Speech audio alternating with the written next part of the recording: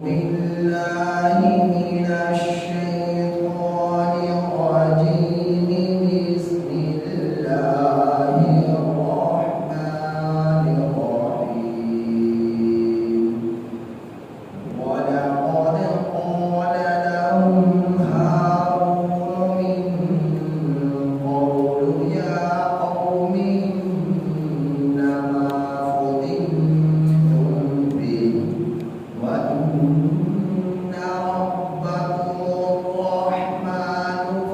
فاتبعوني وأطيعوا أمري. قالوا لن نبرح عليه عاكفين حتى يرجع إلينا موسى. قال يا هارون ما منعك إذ رأيتهم ضلوا ألا تتبعني أفعصيت أمري. قال يا ابن أم لا تأخذ بلحيتي ولا برأسي إني خشيت أن تقول فرقت بين بني إسرائيل ولم ترقب قولي.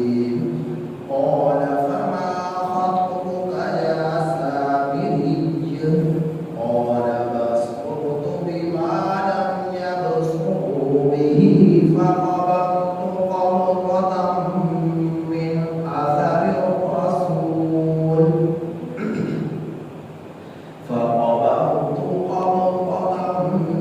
من أثر الرسول فنبذتها وكذلك سولت لي نفسي. قال فاذهب فإن لك في الحياة أن تقول لا مساس وإن لك موعدا لن تخلفه وانظر إلى إلهك الذي ظلت عليه عاكفا لنحرقنه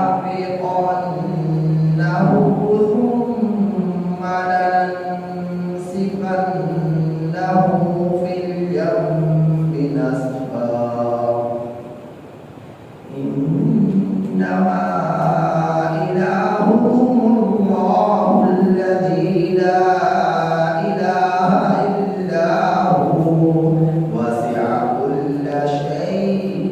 علما.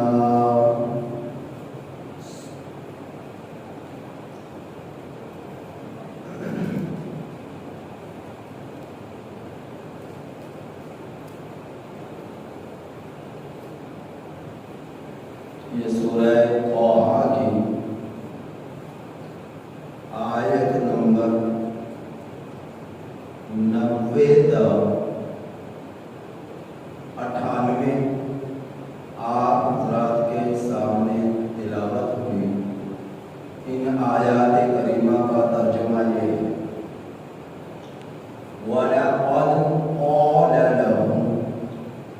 और अलबत्ता तहक़ीक़ कहा इनको हारून ने मिन क़ब्लु इससे पहले या कौमी ए मेरी कौम इन्नमा फुतिनतुम बिह, पुख्ता बात है कि तुम इस बछड़े की वजह से फितने में डाल दिए थे। जिस वक़्त हज़रत मूसा अलैहिस्सलाम तौरात की तख्तियाँ लेने के लिए कोहे तूर पर तशरीफ़ ले गए और 40 दिन अल्लाह की इबादत फरमाई और हज़रत हारून अलैहिस्सलाम को अपना नायब मुकर्रर कर बनी इसराइल में छोड़कर चले गए और पीछे से सामरी ने सोना चांदी जेवरात का जो है पिघलाकर ढालकर उनका बछड़ा बना दिया और جبرائیل علیہ السلام کے گھوڑے کے قدموں کی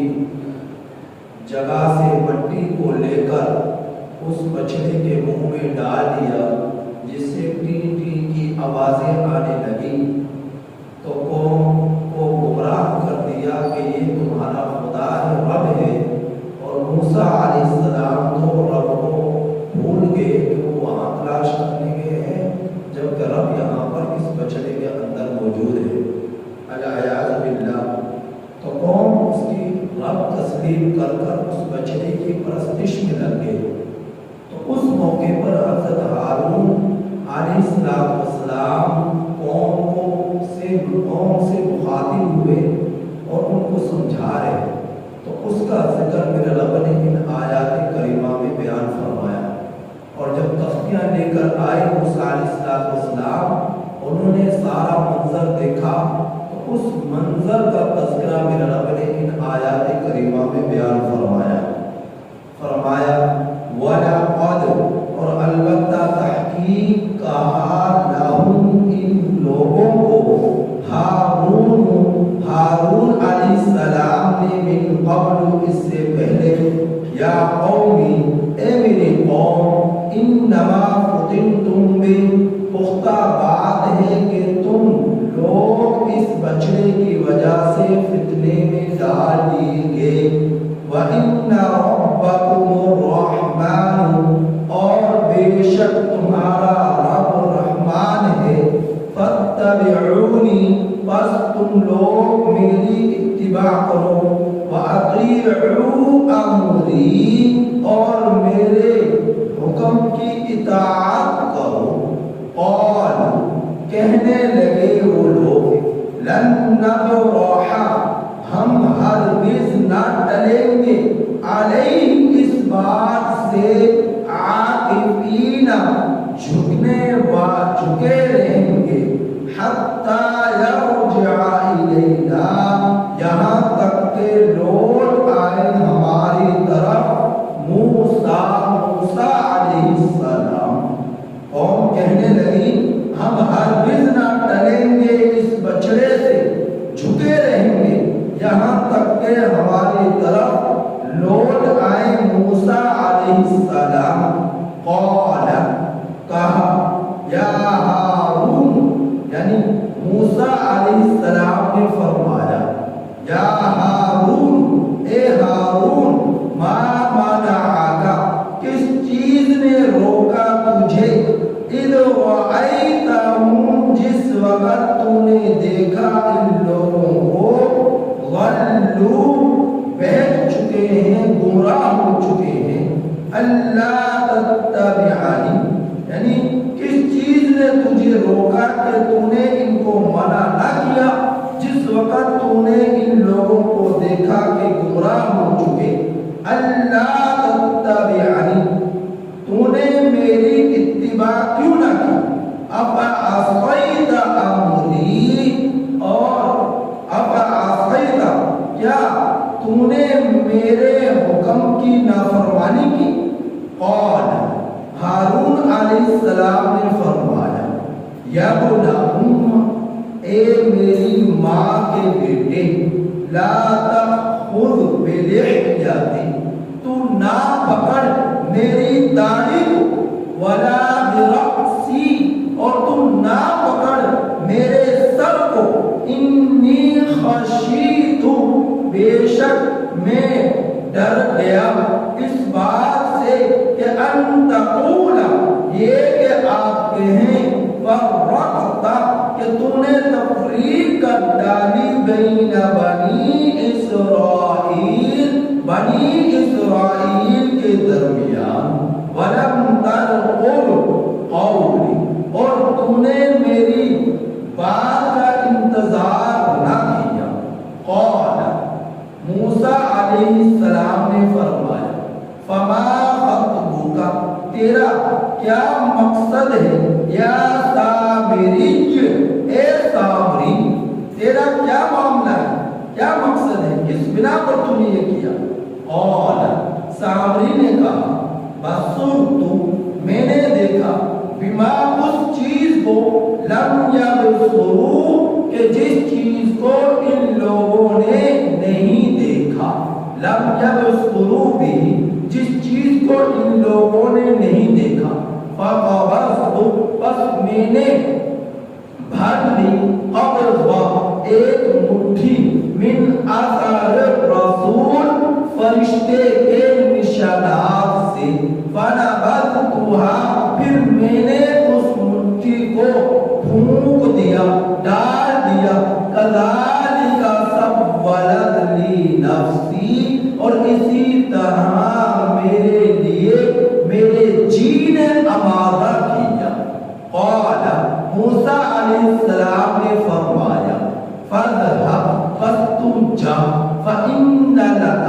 پس بے شک تیرے لیے فی الحیات زندگی میں یہ ہے کہ ان تقول تو کہتا پھرے گا لا مساس مجھے نہ چھو، وإن لك موعدا اور بے شک تیرے لیے ایک وعدہ ہے، لن تخلفہ ہرگز تیرے لیے اس وعدے کی خلاف ورزی مخالفت نہ ہوگی، وانظر اور تو دیکھ الی الہک اپنے الہ کی طرف، الذی ظلت علیہ عاکفا جس پر تو سارا دن جھکا رہا، لنحرقنہ البتہ ہم اسے جلا ڈالیں گے، ثم لننسفنہ پھر ہم اس کی راہ کو فی الیم بحر قلزم میں اڑا دیں گے، نسفا اڑا دینا، انما الہکم اللہ الذی پختہ بات ہے تم سب کا الہ اللہ، وہ اللہ الذی لا الہ الا ہو جس کے سوا کوئی معبود نہیں، لا الہ الا ہو جس کے سوا کوئی عبادت کے لائق نہیں، لا الہ الا ہو جس کے سوا کوئی مشکل کشا نہیں، لا الہ الا ہو تم سب کا وہ اللہ الہ ہے جس کے سوا کوئی حاجت روا نہیں، وسع کل شیء علما ہر چیز کو وسیع کیا ہوا ہے عزو علم، اس نے ہر چیز کو وسیع کیا ہوا ہے علم عزو علم کے۔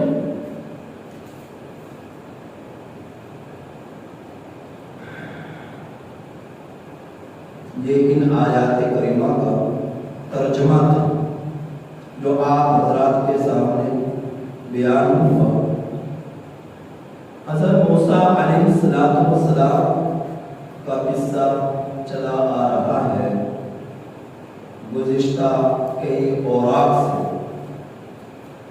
تقریباً 2.5 ورقے سورہ طٰہٰ کے گزر چکے۔ سورہ طٰہٰ کی ابتدا میں 4-5 آیات کے علاوہ مسلسل حضرت موسیٰ علیہ السلام کا قصہ چلا آیا۔ آپ نے حضرت موسیٰ علیہ السلام کے بچپن کے تذکرے کو سنا، آپ نے حضرت موسیٰ علیہ السلام کے مصر سے مدین کی طرف ہجرت کے تذکرے کو سنا، آپ نے مدین سے مصر کی طرف واپسی کے تذکرے کو سنا، پھر آپ نے دعوت توحید جو فرعون کی طرف ہوئی اس کے تذکرے کو سنا، پھر جادوگروں سے مقابلے کے تذکرے کو سنا، پھر جو ہے مصر سے آپ نے بنی اسرائیل کو لے کر وادی سینائے میں پہنچے اس کے تذکرے کو سنا۔ یہ مسلسل حضرت موسیٰ علیہ السلام کا تذکرہ چلا آ رہا اور بنی اسرائیل پر انعامات کا تذکرہ چلا آ رہا۔ جب بنی اسرائیل کو فرعون سے نجات مل گئی اس کے بعد کا تذکرہ آپ نے سنا، جب قوم نے کہا کہ ہمارے لیے کوئی احکامات ہونے چاہیے، کوئی دین ہونا چاہیے، کوئی شریعت ہونی چاہیے جس کے مطابق ہم لوگ زندگی گزاریں، تو میرے رب نے فرمایا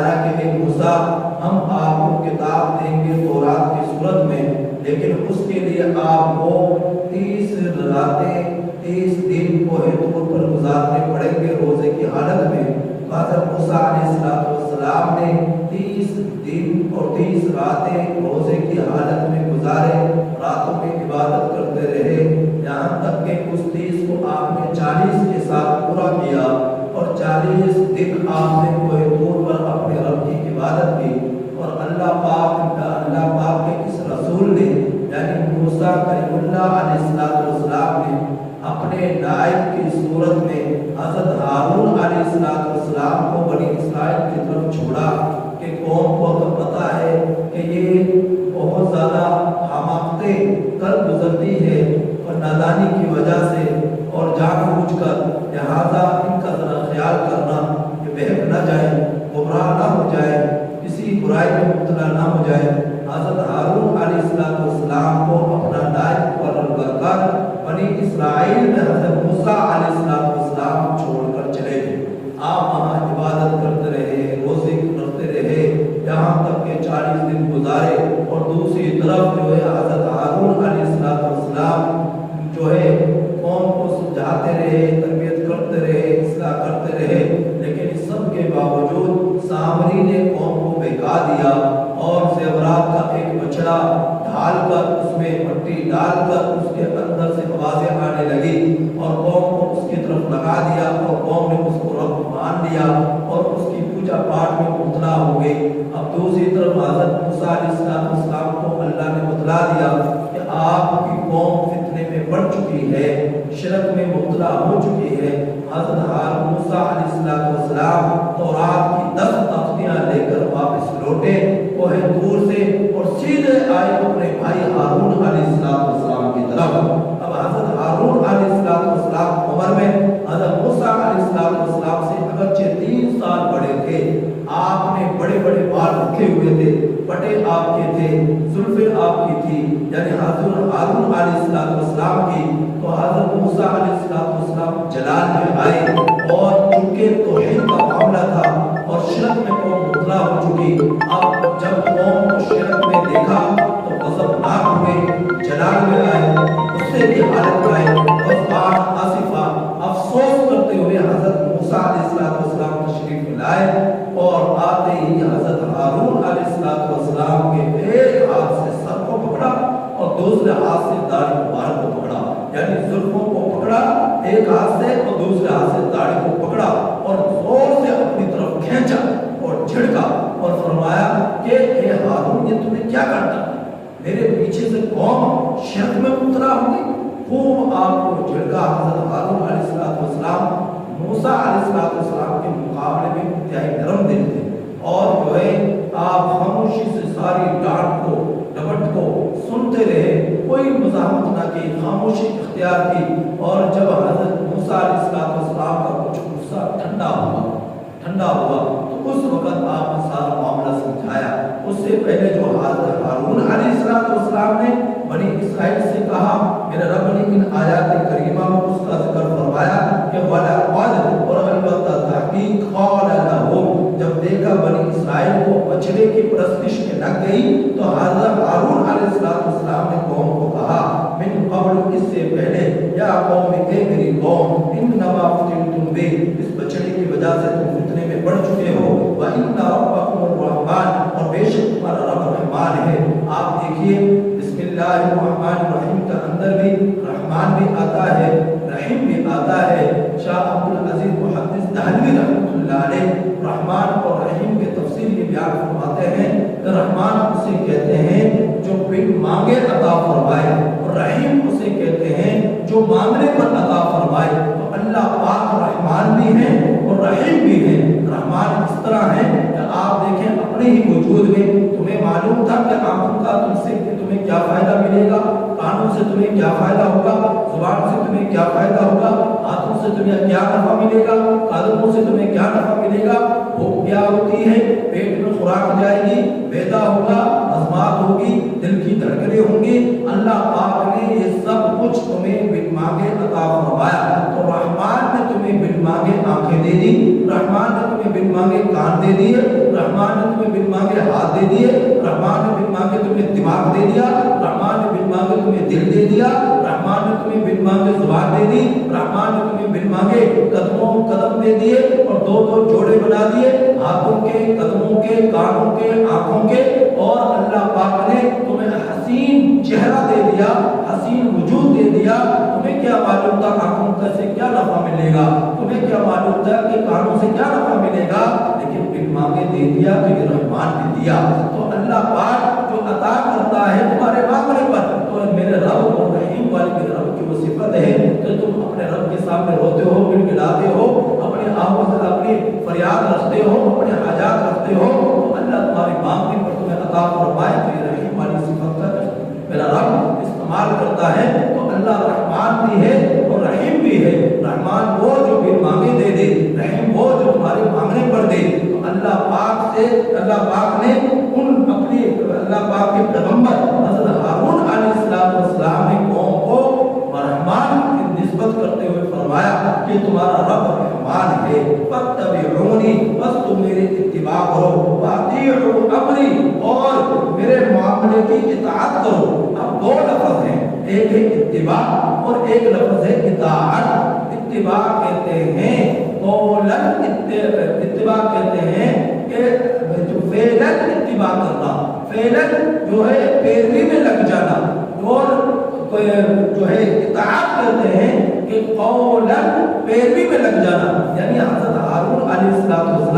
جس طرح خود شرک سے بچے ہوئے، تمہیں بھی چاہیے کہ تم شرک سے بچ جاؤ۔ جس طرح حضرت ہارون علیہ السلام ایک رب کی اتباع میں لگ چکے، تمہیں بھی چاہیے اس رب کی اتباع میں آ جاؤ، بچنے کی پوجا پاٹ میں نہ لگو۔ اور جس طرح حضرت ہارون علیہ السلام فرما رہے ہیں تم اس کی اطاعت کر لو، جو فرمایا قولاً اس کی اطاعت کر لو، اور جو کر رہے ہیں فعلاً اس کی اتباع کر لو۔ تو اتباع کا بھی ذکر ہوا، اطاعت کا بھی ذکر ہوا۔ تو حضرت ہارون علیہ السلام نے فرمایا فاتبعونی، بس تم میری اتباع کرو، جس طرح میں کر رہا ہوں اسی طرح تم کرو، واطیعوا امری، اور میرے حکم کی اطاعت کرو، یعنی جو میں تم سے کہوں تم اس بات کو مانو۔ قالوا، قوم کہنے لگی، لن نبرح علیہ عاکفین، ہم ہرگز نہ ٹلیں گے اس بچڑے کی عبادت سے، ہم تو اس کے آگے جھکے رہیں گے، رکوع میں، سجدے میں، یہی ہمارا رب ہے۔ ہاں،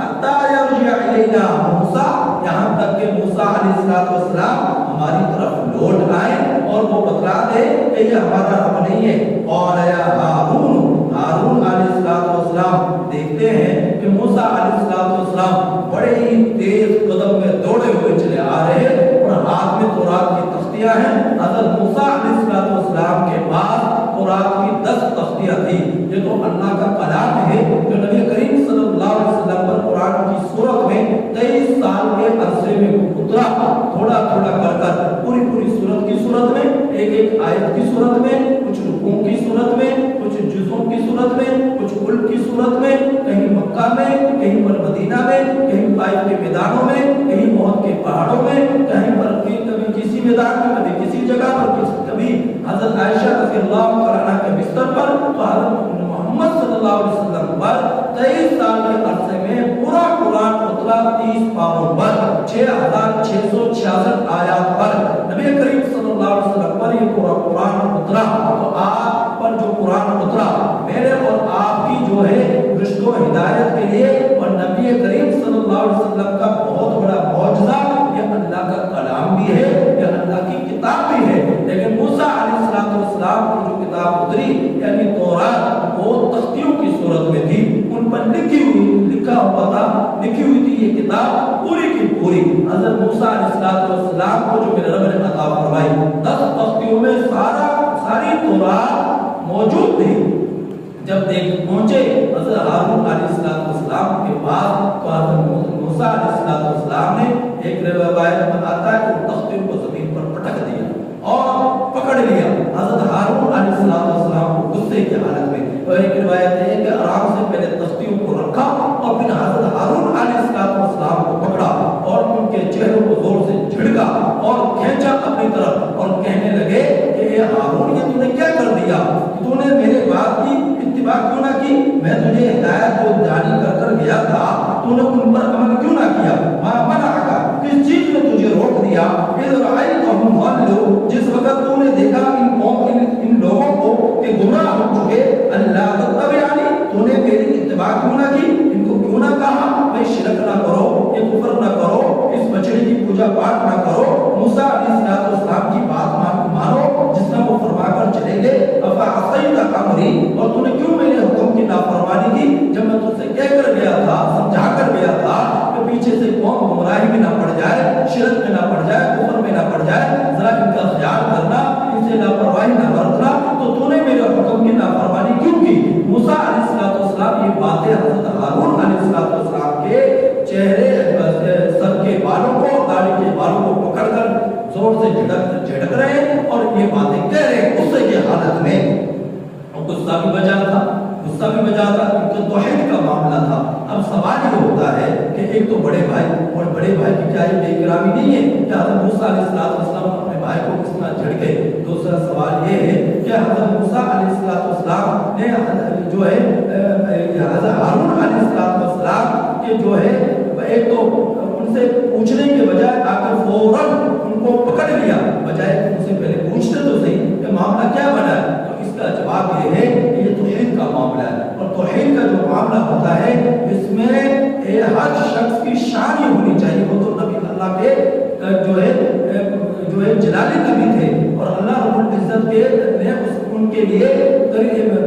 جو ہے موسیٰ علیہ السلام کے لیے موسیٰ کلیم اللہ کا الفاظ استعمال فرمائے کہ اللہ تعالیٰ سے چونکہ وہ ہم کلامی کا شرف حاصل کر چکے تھے باتیں کر چکے تھے اب اللہ رب العزت سے ہم کلام ہو چکے تھے اور اللہ کی محبت اور عشق کوٹ کوٹ کر نبی کے سینے میں پروج دی جاتی ہے اب جب آ جائے شرک کی تھوڑی سی بھی بو تو نبی کو میرا رب ایسی صفات عطا فرماتے ہیں اس تھوڑی سی بو کو بھی برداشت نہیں کرتا اور اس کا اس تکلیف سے سینہ پھٹتا ہے اور جو ہے دماغ جو ہے ابلتا ہے جب اس چیز کو دیکھتا ہے تو یہی حالت حضرت موسیٰ علیہ السلام کی تھی تو جب دیکھا قوم کو شرک میں پڑ چکی بچڑے کی پوجا پاٹ کر چکی اور حق سے منہ پھیر چکی تو موسیٰ علیہ السلام جلال میں آئے اور بجائے سوچے سمجھنے کے حضرت ہارون علیہ السلام کو چونکہ توحید کا معاملہ تھا پکڑ لیا اور زور سے انہیں جھڑکا اور انہیں کہا کہ ایسا کیوں ہوا ہے جب یہ ساری باتیں حضرت ہارون علیہ السلام سن چکے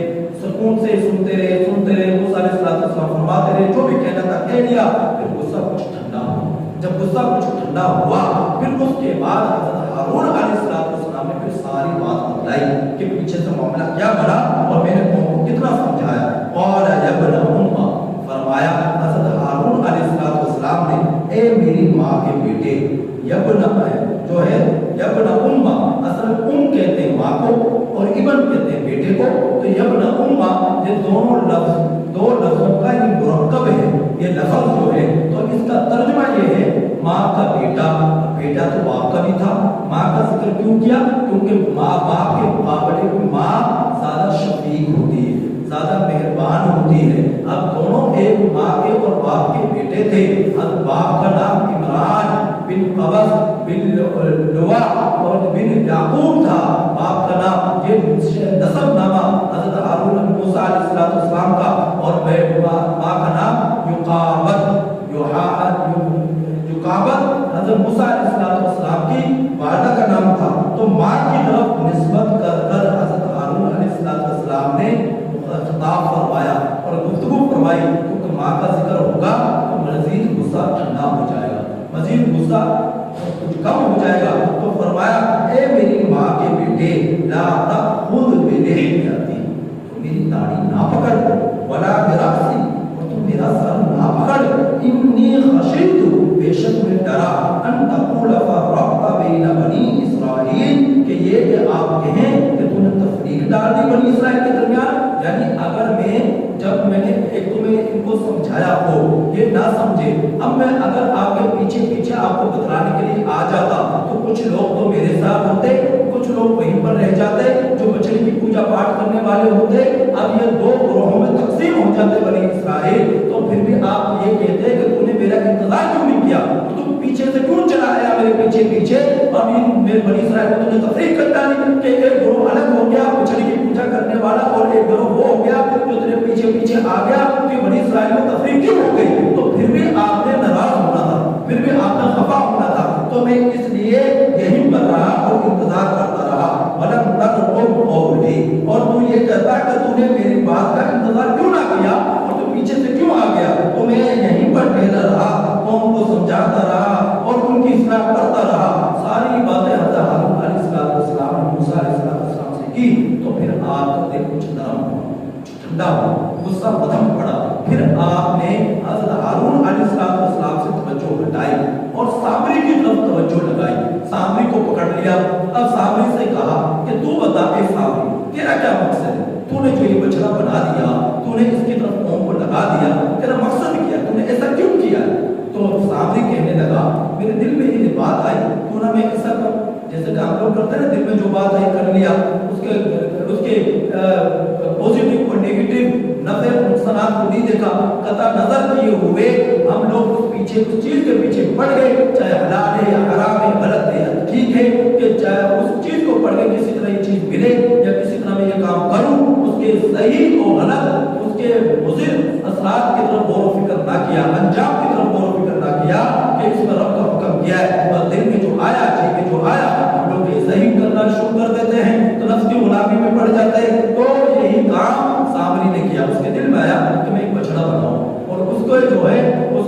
کی طرف قوم کو کہوں کہ اس کی عبادت کرو، اس کو خدا مانو، اس کو رب مانو۔ میرے دل میں یہ بات آئی، میرے دل میں یہ بات آئی تو میں نے ایسا کر دیا، میں نے بچڑا بنا لیا اور بچڑے کی پوجا پاٹ پر اس قوم کو لگا دیا۔ تو میرا یہ معاملہ ہے۔ تو محمد سامری نے بات تو یہ بات کہہ دی، قال وسطت بمالم، کہ میں نے اور پھر آگے یہ کہا کہ بچڑا بنا دینے کے بعد میں نے جو ہے اس بچڑے کا اندر مٹی ڈالی، یعنی میں نے جو کچھ دیکھا جس وقت فرعون اپنی قوم سمیت ہلاک ہو رہا تھا، غرق ہو رہا تھا، جو کچھ میں نے دیکھا وہ باقی لوگوں نے نہیں دیکھا۔ میں نے یہ دیکھا کہ جبرائیل علیہ السلام ایک گھوڑے پر سوار ہیں اور اس گھوڑے کے قدم جہاں جہاں پڑتے ہیں وہاں پر سبزہ ہریالی اگ جاتی ہے۔ تو میں نے اس جگہ سے جہاں پر قدم پڑے وہاں سے مٹی کو لے لیا اور مٹی کو لے کر آج میں نے اس بچڑے کے اندر اس مٹی کو ڈال دیا اور بچے کے اندر سے آوازیں آنے لگی۔ تو قوم کو کہا کہ یہ تمہارا رب ہے اور وہ جو ہے وہ رب نہیں، جہاں موسیٰ علیہ السلام چلے گئے وہ تو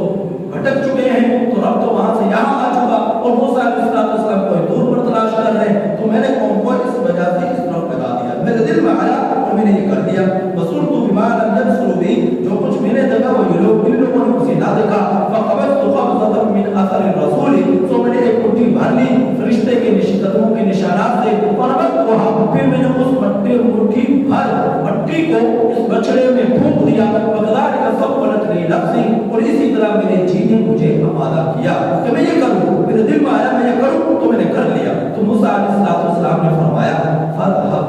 تو جا، فإن لك في الحياة، ساری بات سنی اور پھر فرمایا کہ تو جا، تیرے لیے زندگی میں یہ ہے کہ تو ہمیشہ یہ کہتا رہے گا ان تقول لا مساس، تو لوگوں سے جو تمہیں ملے گا، جو تیرے قریب آئے گا، سب سے تو یہ کہ مجھے نہ چھو، میرے قریب نہ ہو، مجھے نہ چھو، یعنی مجھے اللہ ایسی بیماری میں مبتلا کر دے گا کہ کسی شخص کو اپنے قریب تو آنا پسند نہ کرے گا اور لوگ اس سے دور بھاگیں گے، وہ تو تڑپ تڑپ کر مرے گا۔ جب تک اللہ نے مجھے زندگی دینی ہوگی تجھے زندگی دے گا اور ایک زمانے تک تو تڑپتا رہے گا اور تو تکلیف میں مبتلا رہے گا۔ وَإِنَّ لَكَ مَوْعِدًا، بے شک تیرے لیے ایک وعدہ ہے، لَن تُخْلَفَهُ، اور اس وعدے کی خلاف ورزی نہیں ہوگی۔ وَانظُرْ إِلَىٰ إِلَٰهِكَ الَّذِي ظَلْتَ عَلَيْهِ عَاكِفًا، اور تو دیکھ اپنے الہ کی طرف، یعنی اس بچڑے کی طرف بھی دیکھ جس کی طرف تو نے قوم کو لگایا ہے۔ اب ہم تیری آنکھوں کے سامنے اس کو جلائیں گے اور جلا کر اس کی راکھ بنائیں گے اور راکھ بنا کر اسے بحر قلزم میں تیرے سامنے بہا دیں گے، دیکھنا تیرے رب کے ساتھ ہم سلوک کیا کرتے ہیں۔ حضرت موسیٰ علیہ السلام نے یہ کیا، لَنُحَرِّقَنَّهُ، جو فرمایا کہ ہم اسے جلائیں گے، اس کو اسے جلا دیا۔ ثُمَّ لَنَنْزِعَنَّهُ فِي الْيَمِّ نَسْفًا، پھر اس کی راکھ کو بحر قلزم میں اڑا دیا۔ إِنَّمَا إِلَٰهُكُمُ الَّذِي لَا إِلَٰهَ إِلَّا هُوَ، پھر فرمایا پختہ بات ہے تم سب کا الہ اللہ ہے، وہ اللہ جس کے سوا لا الہ الا ہو، کوئی معبود نہیں ہے۔ وسع كل شيء علما، ہر چیز کو اس کا علم جو ہے سموئے ہوئے ہے، ہر چیز پر اس کی وسعت ہے، عظمت علم کے اللہ رب العزت کا بد مقابل کوئی نہیں ہو سکتا، وہ اکیلا ہے، تنہا ہے، یکتا ہے، لہذا اس کی ذات میں، اس کی صفات میں، اس کے افعال میں دنیا میں کوئی بھی، نہ آسمانوں میں، نہ زمین میں، نہ مشرق میں، نہ مغرب میں کوئی بھی اس کا ثانی نہیں ہے، وہ اکیلا ہے، یکتا ہے، پوری کائنات کے سسٹم کو اکیلا تنہا شرک نہ کرو، کفر نہ کرو۔ حضرت موسیٰ علیہ السلام نے یہ واضح نصیحت قوم سے فرمائی اور اس کے سامنے اس کے جو ہے ناحق معبود کو جلا دیا اور اس کی راہ کو بحر کلثوم میں بہا دیا۔ تو یہ سارا واقعہ ان آیات کریمہ میں آیا۔ اب اللہ پاک نے آگے کیا فرمایا انشاءاللہ کل بیان کروں گا۔